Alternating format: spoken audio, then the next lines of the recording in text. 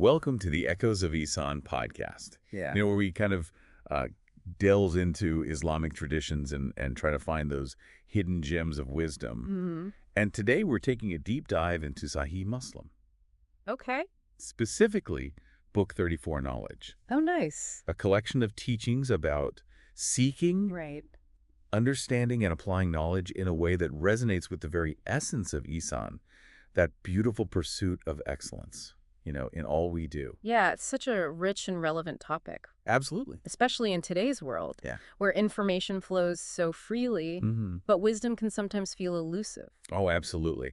So imagine you've come to us seeking guidance Okay. on this journey of knowledge. Right. We're going to crack open this book of Hadith, Okay. like a treasure chest, Like that. and see what insights we can unearth together. Beautiful analogy. Think of the Hadith as a collection of sayings and actions of Prophet Muhammad, Okay. offering practical wisdom on navigating the path of knowledge and living a fulfilling life. Right off the bat, we encounter Hadith 6442, Okay. where Aisha, the wife of the Prophet, recounts his reaction to a verse from the Quran. Right. It's fascinating how this Hadith immediately throws us into the deep end of navigating knowledge. Yeah, this verse, Quran 3, is crucial for understanding the complexities of interpreting sacred texts. Okay. It speaks about clear revelations, those verses with a straightforward meaning, and allegorical verses, which are open to interpretation and require deeper understanding. The Prophet's advice to steer clear of those who twist the meaning of allegorical verses to create discord really emphasizes the importance of seeking knowledge from reliable sources. Well, it makes you think about the responsibility we have as seekers of knowledge to be discerning. Yes. Especially today, with so much information at our fingertips. How do we know what's reliable and what's not? That's a question for the ages, isn't it? Yep. It reminds me of the importance of looking at the credentials and the intentions of the sources we turn to. Yeah. Are they genuinely seeking to illuminate the truth, or are they twisting information to fit a certain agenda? Have you ever come across someone twisting scripture or information to fit their own agenda? It can be so disheartening to see knowledge manipulated like that. We've probably all encountered it at some point. Yeah. It's a reminder to stay vigilant and to approach information with a healthy dose of skepticism, Okay. always cross-referencing and seeking multiple perspectives. Definitely. And it makes me appreciate the value of sitting with these hadiths and really trying to understand the deeper meaning behind them. Yeah, To avoid falling into that trap of misinterpretation ourselves. absolutely. It's about seeking understanding rather than just accumulating knowledge. Moving on, we come across a series of hadiths, 6443 through 6447, where the Prophet strongly condemns engaging in pointless arguments and disputes about the Quran. Right. It's interesting how this cluster of hadiths seems to warn against the pitfalls of prioritizing debate over genuine understanding. It's important to understand the historical context here. Yeah. At the time, disagreements about religious interpretation were rampant, leading to division and animosity within the community. Wow. The Prophet, recognizing the potential harm of such disputes, emphasized the importance of seeking unity and understanding through sincere dialogue. So he was essentially saying, hey, arguing for the sake of arguing isn't productive, especially when it comes to something as sacred as the Quran. It seems like he was urging people to focus on the essence of the message rather than getting lost in the technicalities. Precisely. Wow. One of these hadiths, narrated by Jundub, emphasizes that reciting the Quran should be a source of peace and connection, not contention. He describes how the Prophet, hearing someone reciting the Quran in a loud and argumentative tone, instructed him to stop saying that the recitation should be heartfelt and reflective. It's beautiful how this hadith points to the importance of intentionality in our engagement with knowledge, especially sacred texts. Yeah. Not just about the words we speak or read, but the state of our hearts as we do so. Exactly, and it reminds us that sometimes silence can be more profound than words, especially if our hearts aren't aligned with the spirit of what we're trying to convey. This reminds me of so many modern-day situations where debates, even on important topics, devolve into heated arguments, completely missing the point and creating more division than understanding. It's like people get so caught up in proving their point that they forget to listen, to empathize, and to seek common ground. And maybe if we all took a moment to reflect on the intention behind our words and actions, those conversations could be more productive and unifying. Perhaps that's the wisdom we can glean from these hadiths, a reminder to approach knowledge and dialogue with humility, sincerity, and a genuine desire for understanding. It's fascinating how these hadiths encourage us to approach knowledge, especially religious knowledge, with a sense of reverence and responsibility. Yeah. They seem to be guiding us toward a deeper understanding that goes beyond the surface level of words and arguments. Yes, and it makes me think about how this approach can apply to all areas of learning, not just religious knowledge. Hmm. It's about cultivating that inner space of reflection and contemplation where we can really absorb the wisdom we're seeking. Absolutely. It's about moving from simply accumulating information to internalizing and integrating it into our lives. Switching gears a bit, Hadith 6448 paints a vivid picture. Right. It's a powerful reminder that the pursuit of knowledge requires not just seeking, but also questioning, Yes. even when it comes to established traditions. In this hadith, the Prophet warns his followers about blindly following the paths of those who came before, specifically mentioning Jews and Christians. Okay. He cautions against simply inheriting beliefs without examining them, critically urging his followers to seek truth and understanding through their own independent judgment. Whoa. Okay, so why this warning? What potential pitfalls are being highlighted here? It seems like a bold statement, especially in a context where tradition was so deeply respected. This warning is a call for intellectual independence and critical thinking. Okay. The Prophet, while acknowledging the value of tradition, was also keenly aware of the dangers of blind adherence to it.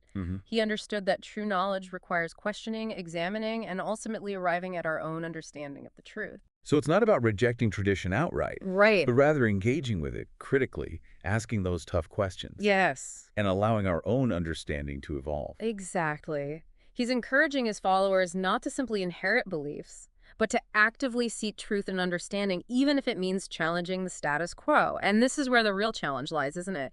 It's much easier to accept what we've been told than to question and seek our own answers. That's so true. And it makes me wonder, are there any groups or ideologies that we might be blindly following today without giving them enough critical thought? Maybe it's political affiliations, social movements, or even cultural norms that we've accepted without truly questioning their validity or alignment with our own values. That's such an important question for self-reflection. Yeah. Are we taking the time to examine our beliefs and values, to understand why we hold them, and to ensure they align with our own understanding of truth and justice? Or are we simply conforming to what's popular, expected, or comfortable? It's a challenge for sure, but one that I think is essential for anyone seeking true knowledge and wisdom. It's about cultivating that inner compass that guides us towards what resonates with our own sense of truth, even if it means going against the grain sometimes. And perhaps that's the essence of true knowledge, a continuous process of seeking, questioning, and refining our understanding, always remaining open to new perspectives and insights.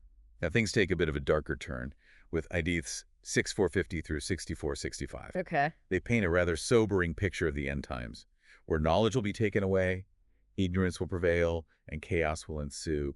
It's interesting how this theme of knowledge and ignorance is so intertwined with the fate of humanity, even in the context of the end times. These hadiths offer a profound reflection on the importance of knowledge and the consequences of its decline. It's important to note that this isn't just about the literal disappearance of books or information, but the loss of scholars, wise leaders, and those who uphold and transmit knowledge. Okay. It speaks to the fragility of knowledge and the importance of actively preserving and transmitting it. So it's not just about the knowledge itself, but also the people who carry it, who embody it, and who inspire others to seek it. Exactly. In Hadith 6462, we see a powerful image. Okay. Knowledge doesn't just vanish, it's taken away through the loss of scholars one by one, like the dimming of lights in a vast expanse. It emphasizes the gradual erosion of knowledge and wisdom that can occur when societies fail to value and nurture those who possess it. That's a powerful image. The gradual dimming of lights, the slow erosion of knowledge. Yes. It makes me think about historical examples like the destruction of the Library of Alexandria, a tragic loss of countless scrolls, and a devastating blow to the intellectual heritage of that time. The loss of such intellectual centers had a profound impact on the course of history. Yes, and it reminds us that the pursuit of knowledge is not just an individual endeavor, but a collective responsibility. We each have a role to play in preserving, transmitting, and contributing to the collective body of knowledge that sustains and enriches our societies. It's a sobering thought, and it makes you wonder, how can we in our own lives actively contribute to preserving and spreading knowledge? What does this mean for our communities? Perhaps it starts with recognizing the value of knowledge and fostering a love of learning in ourselves and in those around us. It could involve supporting educational institutions, engaging in meaningful discussions, challenging misinformation, and celebrating those who dedicate their lives to the pursuit and transmission of knowledge. It's about creating a culture that values knowledge and critical thinking, recognizing that the pursuit of knowledge is not just an academic exercise, but a vital component of a healthy and thriving society. Absolutely. It's about recognizing that knowledge is power, but it's a power that should be used responsibly and ethically for the betterment of ourselves and humanity as a whole. It's amazing how these hadiths, while speaking about events in the future, offer us such a powerful reflection on the present. The end times, in a way, serve as a mirror reflecting back to us the potential consequences of our choices and actions today. Yes, it's a reminder that the pursuit of knowledge and the fight against ignorance are not just abstract concepts, but have very real implications for the well-being of individuals, communities, and even entire civilizations. And it makes me think about the importance of balance, a recurring theme that seems to run through these hadiths. You're absolutely right. There's this beautiful balance woven throughout these teachings, a balance between seeking knowledge and avoiding pointless disputes, between upholding tradition and exercising critical thinking, between individual growth and communal responsibility. And even in the face of potential darkness, like the scenarios depicted in the hadiths about the end times, there's this glimmer of hope.